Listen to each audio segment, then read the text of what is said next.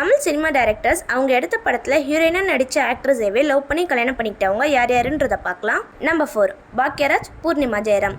Bhagyaraj darling darling darling படத்தை direct பண்ணியிருப்பாரு. அவரும் அந்த படத்தில் நடிச்சிருப்பாரு. அந்த படத்தில் பூர்ணிமா ஜெயராம் நடிச்சிருப்பாங்க.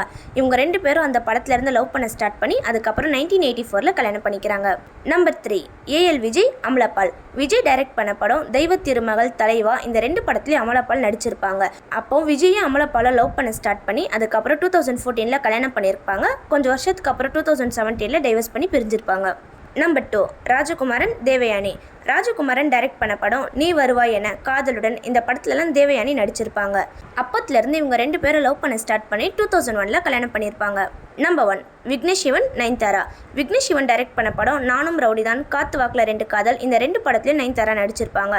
அப்போத்துலேருந்து இவங்க 2 பேரும் லவ் பண்ண ஸ்டார்ட் பண்ணி 2022 கல்யாணம் பண்ணிக்கிறாங்க. அப்படின்னு இன்ஸ்டா கிளிக் சேனலை சப்ஸ்கிரைப் பண்ணிடுங்க.